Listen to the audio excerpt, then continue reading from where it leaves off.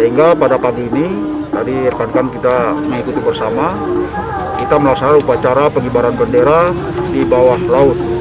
Dan untuk tahun ini kita pilih lokasi di pantai negeri Mamala.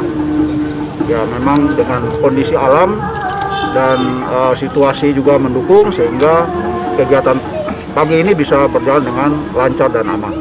Kalau kita lihat bahwa daerah sini kan dekat dengan daerah wisata, yaitu di pantai Morela. Ini masih merupakan satu garis pantai. Dengan kondisi ini kita harapkan bahwa masyarakat bisa memanfaatkan kondisi laut yang ada ini dengan situasi alam yang bagus untuk dijadikan sebagai tempat wisata.